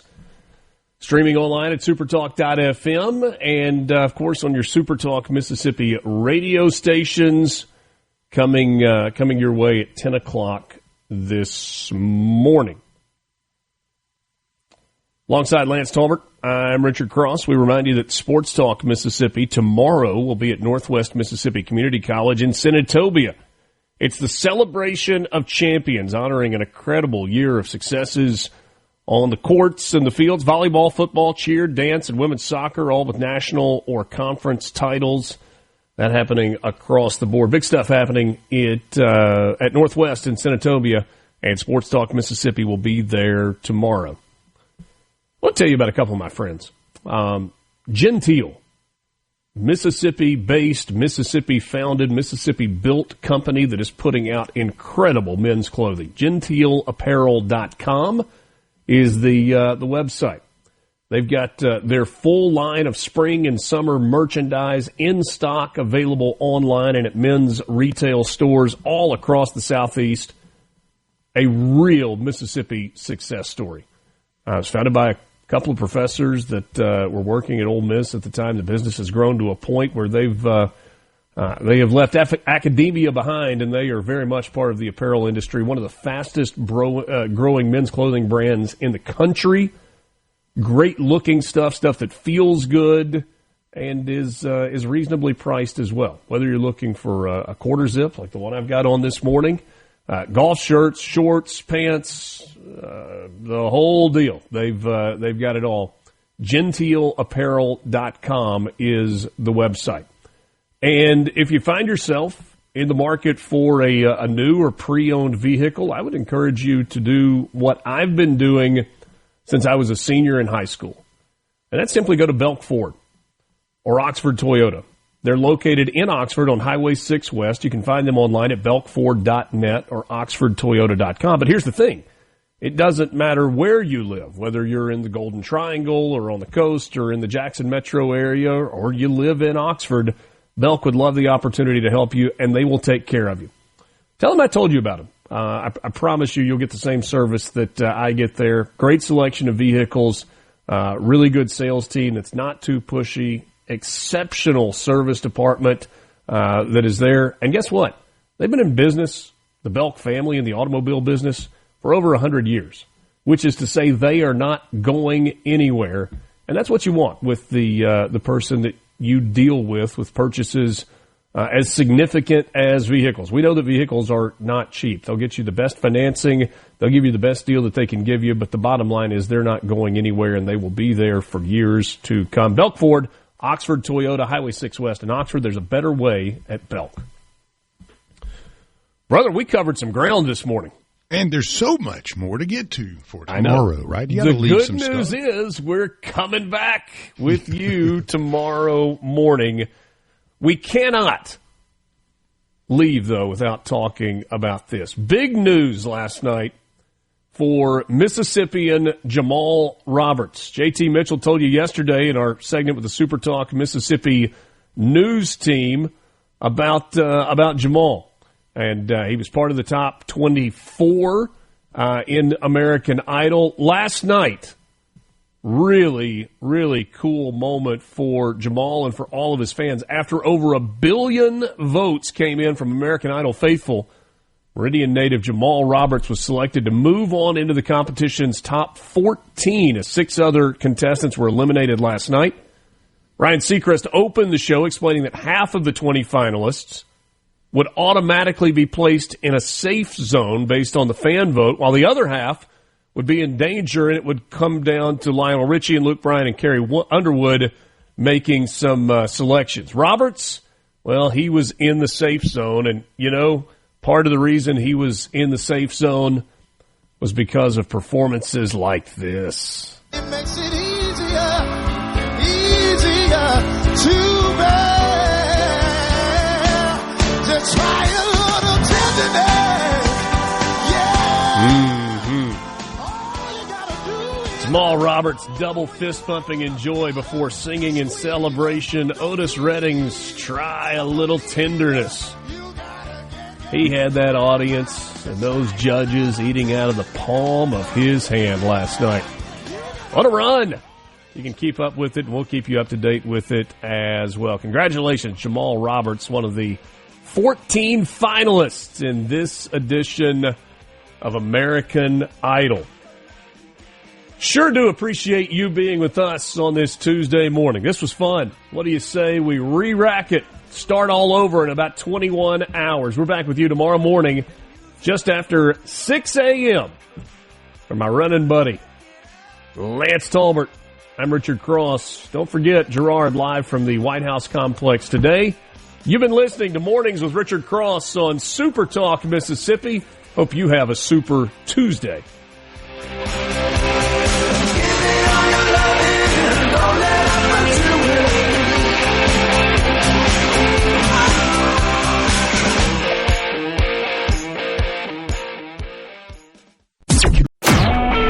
A SuperTalk Mississippi media production.